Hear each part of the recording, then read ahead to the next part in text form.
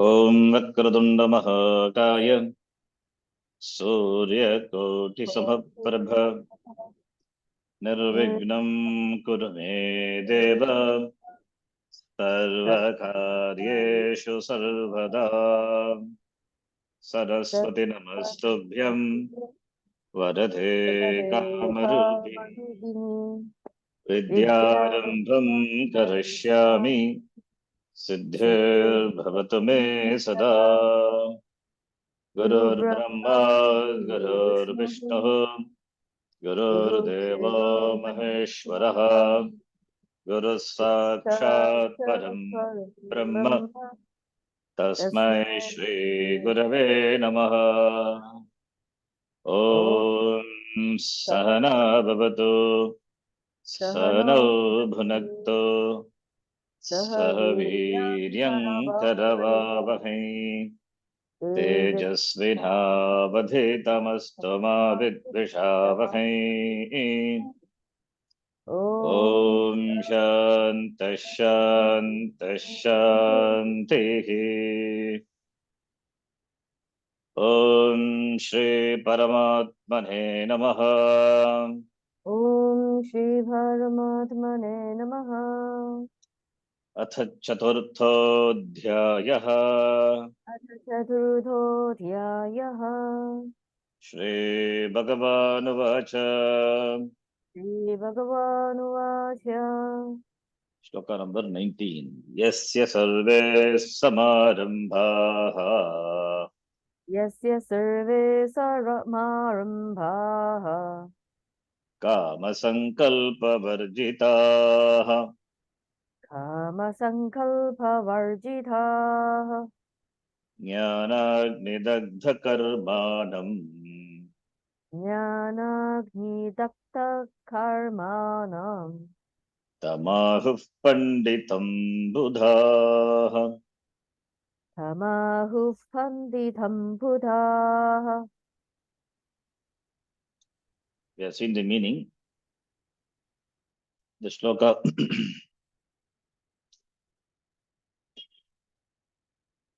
talks about jnani. Kama sankalpa vajitaha samyak arambaha, referring to the person, the jnani, who has undertaken the undertakings are samyak arambaha, and the undertakings are without any sankalpa and kama. So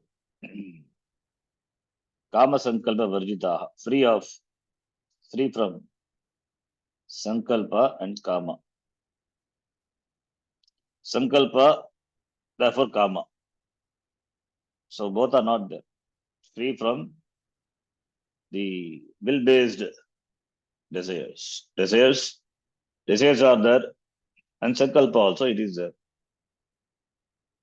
So will-based desires. Will is there, therefore desires. The desires are sanctioned. Will-based desires. And the desires are here binding desires. Therefore free from binding desires. The desires do not bind. Varjitaha. And whose actions are burnt by knowledge. Jnana Agni Dagda. Jnana Agni. That person, Buddhaha, the wise people call them Pandita. Iti we have said.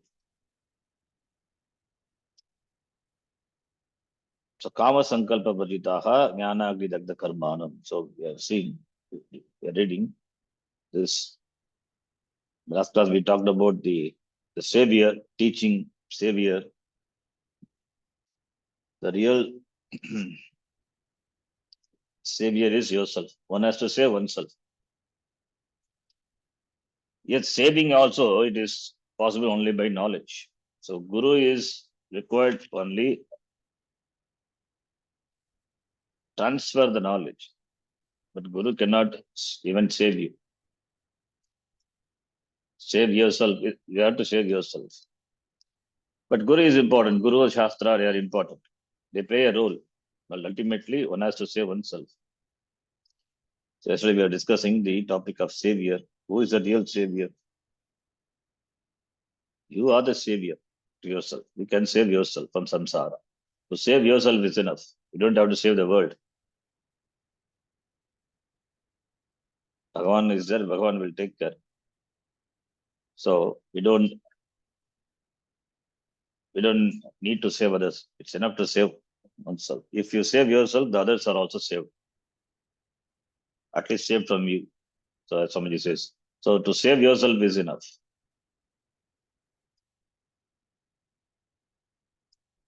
The words that tell me that there is one person who understands me as I am and that I'm acceptable, that person are very beautiful person, beautiful words indeed. They create an atmosphere wherein I am accepted. Yes. This is all anyone wants. The self non-acceptance. That is a basic problem, fundamental problem. That is how we started. In fact, the discussion of the beginning, the Gita. Now, when I am accepted, then I feel good. This is all anyone wants. Everyone wants to accept oneself, to accept me as I am. No one saves really anyone. We don't learn Vedanta to save people, much less the world. What is the purpose of learning Vedanta? Not to save the world, to save myself. To think that if you enlighten the majority of the people, the society will be transformed, it's the greatest delusion. It can never happen also. There is no mass enlightenment because not all of them are the same level. There are different degrees of preparedness. Therefore, majority of the people getting enlightenment, and by that society will become, it's all utopian dream. It is greatest delusion.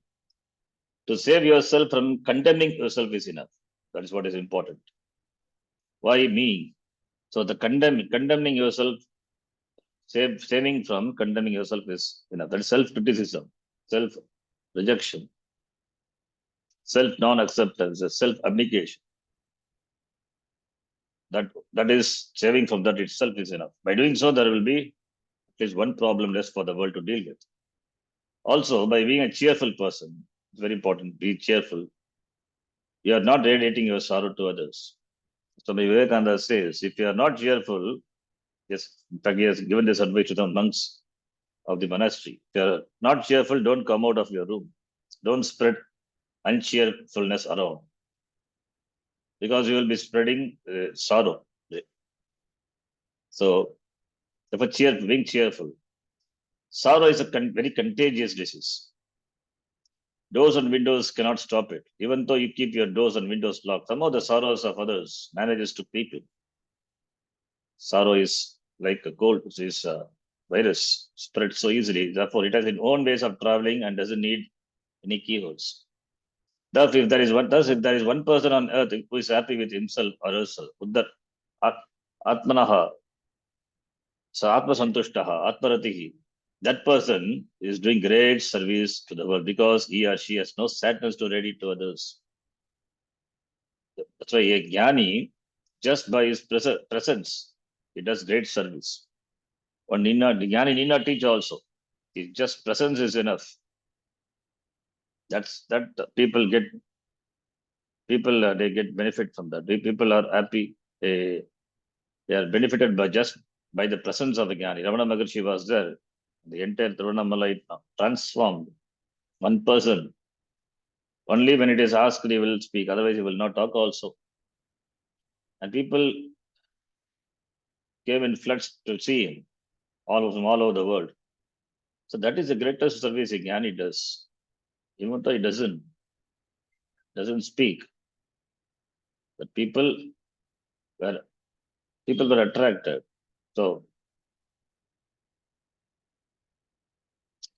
So therefore, that's the greatest service. You may say that you keep your sadness to yourself so that it doesn't radiate to others.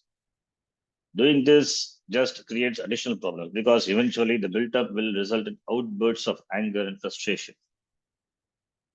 Yes. Therefore, you had better not keep your sadness to yourself. Talking about your sorrow to someone is definitely better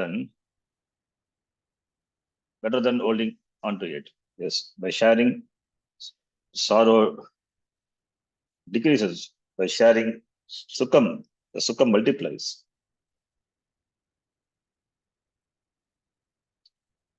So, what you share, that matters. Sharing sukham Sharing cheerfulness, it gets multiplied. Sharing dukkam, your dukkam gets reduced. So therefore, all that you can do is then you save yourself from your own persecutions, from self-attack, its own persecutions. The world doesn't persecute you, you persecute yourself. You persecute yourself with your own self-condemnation, self-criticism, self-condemnation. The world doesn't condemn, you condemn yourself. This is this is why it is said that you are both your best friend and your worst enemy. So Swamiji is quoting the sixth chapter. Uddared atmanam. Atmanam navasadiyet. Atmaiva atmana bandhu. Atmaiva ruparatmanaha iti. So therefore, you yourself are your friend. You yourself are your enemy. You can be cruel to yourself and you can be kind to yourself. To save yourself from your own persecution is freedom.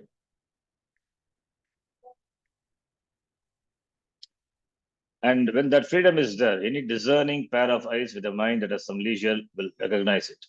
People will ask you, how you became so free? You seem to have something. They will say, what is that you have? Please tell me.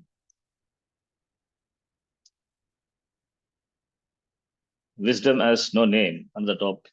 Vedanta is a name, but wisdom, Jnanam has no name. Vedanta is a topic. Vedanta, the end portion of the Veda, deals with Atma, Brahma. But what about Jnanam, wisdom? Wisdom is Vijnanam, Jnanam. It is just knowledge. Others will say that you seem to be free and will naturally want to know what you know. Seeing your freedom, they want to know how you can be so free and happy. Free from insecurity, free from the sense of limitedness. Your word may ring true to them and they will want to know more, provided, of course, they know you as someone they can trust, Shraddha, someone they can meet without being judged. That is why they come to the Guru, because Guru is one who will not judge and who can be trusted. And that too, if he comes under Sampradaya, it is not his teaching. That's why Sampradaya promises all this. That is Sampradaya with, one need not doubt the Sampradaya with who comes under the Sampradaya. If there is such a person in the world, who will not go to that person and become his or her student naturally? So that is natural. This then is how the wise become teachers. So the topic started, why the wise should teach? Why shouldn't he teach? He teaches because students are there. They go to him and ask him, how is that he is happy, he is free, enjoys freedom. So therefore the wise become teachers. He shares what he knows, he becomes teacher, he becomes a teacher. Not because they want to teach, because there are people who want to learn. Such a person has no karma or sankalpa, even though he or she performs activities. He has no karma, no sankalpa. Kama sankalpa bhajitaha, will based desires are not there. People come and they ask if he gives.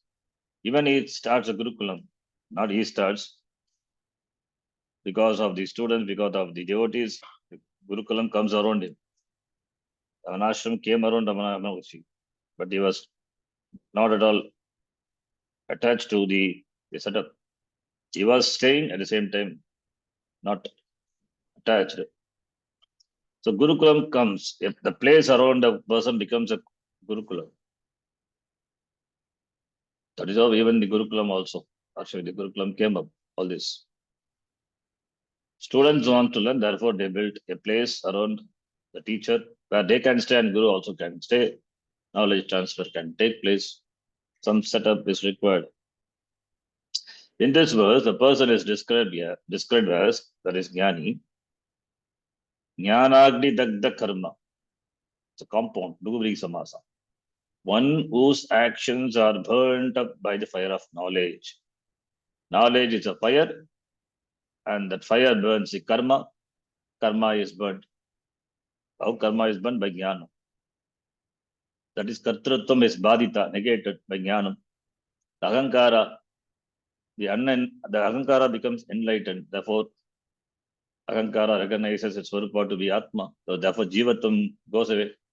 Therefore, the person becomes free. Though doing is not doing. Karmani akarma yah pashyet, akarmani cha karma yah sahabuddhiman manusyeshu. So therefore, jnanagni darda karmanaha, referring to the person, that is jnani. For the one who has this knowledge, all the karmas standing in his or her account are totally wiped out. So no karma is there for this person because kartrutvam not there. This is the person, panditaha, the sages call, buddhaha, panditaha, panditaha, iti vadanti, agugu iti. Only the wise can call another person wise. It's important. How you know a person is a jnani? For that you have to be a jnani. Only a jnani can understand the other jnani, can recognize the other jnani. If one is not wise, but if one who is not wise calls someone wise, there's a problem because the person is doing so based on his or her own concept of wisdom. Here it is said the sages, Buddhaha, they are jnani, sages, Buddhaha, jnaniyaha, call the person wise, who was described earlier as Krishna Karmakit. So only Buddhaha can recognize a Pandita, that is another wise person. Such a person is able to see the actionlessness as the nature of Atma. Because he or she sees actionlessness as the nature of self, that is akartratvam of Atma. Atma is akarta. The person recognizes himself or herself as akarta, a non-doer, action being impossible for Atma. Both the doer and the activities are Atma. Even when activities take place, the karta, the doer is Atma. So, Atmana karoti. And kartrutvam, at the same time, doing is the ego is enlightened ego. Therefore, Atma remains akarta only in spite of activities. The activities themselves are also Atma. Everything is Atma. What about the actions? The action is accomplished with the help of other karakas. Karta, karma, karana, sampradana, pradana, all the karakas are involved. Therefore, activities themselves are also Atma along with the karanas, the instruments of action. Because everything is Atma. There are no such differences such as karta, karma, karana, etc. All the karakas are sublated. It's called karaka upamardhanam. So Swamiji's Gita here is leading slowly. The Gita also, as well as here, that's the commentary, slowly lead to the next, that is important shloka. Brahmarpanam Brahma Vegi, that shloka also in this chapter. So I said important shlokas are there. This chapter. Brahmarpanam Brahma Vegi. There all the karakas are Brahma iti pointed out. It's called karaka upamardhanam. Everything, all the karakas resolve in Brahma. Karta is Brahma, karma is Brahma, karanam is Brahma, sampradana, apadana, all the karakas Brahma. Therefore, how can Atma can do karma? Because everything is Atma. If self is Akarta, then all the three are same. In fact, subject-object distinction not there. So when subject-object distinction not there, therefore everything is Atma. Only when the self is mistaken for a Karta, the doer, then only all the other Karakas walk in. Because everything else naturally becomes different from the doer. Karta becomes different from the Karanam, different from the Karma, different from the Adhikarana, etc. But Karta itself is Atma itself is not the Karta. So therefore, all the other karakas doesn't rise at all. Who is a karta then? The self as a doer has to be recognized as the physical body, mind, sense complex. That alone will be the self for one who sees self as a doer. The Sharira Manasangata is the karta for the one who takes Atma to be the karta. If this is the conclusion, then there are differences. There are differences, different factors are there, different karakas. Karakas gets liveliness, they become active in the form of kriya, the action coming from karta, the person, karma, an object of action, and karma pala, the result of action accrues to the person, and all the other karakas also. This is exactly what is meant by the expression samsara chakra, the wheel of karma. So samsara chakra, the wheel of karma, is for the one who takes himself to be a karta. If a person looks upon himself or herself as a karta, is able to recognize that the nature of self is always actionlessness. Aham akarta. I am that actionlessness, free from any karma. Then the action becomes purely apparent. It is mithya for the person. The action is mithya. Karta is mithya, and what about the karma? It's mithya. Every karma, every action presupposes karta. Karta itself is mithya. Then what about action and other factors? Mithya. That's what karaka upavardhanam. And when action is mithya, the actor also becomes mithya, as does the result of action and everything else. All the other karakas, result of action, everything becomes mithya. Because the person sees himself, sees himself in this way, there's no real action on his or her part at any time. This is what is meant by the statement in the previous shloka, karmani akarmaha yaga pashyet. In action, there is actionlessness. Jnana, it is. It's pure jnana. Therefore, the wise person is one who, even performing an action, is able to see the actionlessness in it. Therefore, there is no particular state involved here. It is recognition, knowledge of the self, free from doership. This is why the person was described as Krishna Karma Krita, seeing himself or herself free from doership. That's why Krishna Karma Krita. The person has done all the action that are to be done. There's nothing to be accomplished. The self is already accomplished. Therefore, Krishna Karma Krita is also free of desire and will. Kama Sankalpa Varditaha, as we have seen. Being free of Kama and Sankalpa means the person is not controlled in any way by whatever desire or will he or she may have. So it is not will-based desires. Therefore, the desire is not a binding desire. And whatever Sankalpa may be there, it is also non-binding. So Sankalpa also non-binding. Desire also non-binding. So therefore, Varditaha. Now, karma for a wise person is destroyed by knowledge. That is the statement, jnana agni dagda karmanam karmanaha. The desire and the will of a wise person is like a seed that has been roasted. Dagda vijavat, the roasted seed will never sprout. Only the fresh seed will sprout. The roasted seed will never sprout. So, therefore, the karma of the jnani is like a roasted seed. This is the example generally Ramakrishna Paramahamsa gives.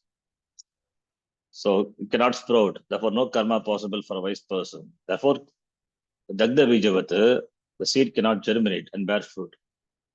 Dagda Bija, a roasted seed, is a particular expression used for the purpose of analysis. If seeds are sown, they are capable of producing results. Whereas if they are roasted, they are good only for the enjoyment of those who eat them. They cannot be used for cultivation because they are no longer capable of germinating because it is roasted. So therefore, similarly, the karma of a wise person loses its capacity to further samsara, to further janma maranam, because jnanam, like the fire roasted the seed, through jnanam burns up the karma.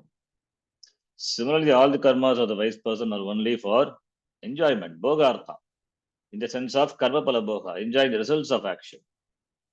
That is also only from the standpoint of the people. Jnani doesn't enjoy. What enjoy? He revels in himself. Atmaratihi, atmasantushtaha, atmaneva santushtaha. The prarabdha karma the person came with has to run its course.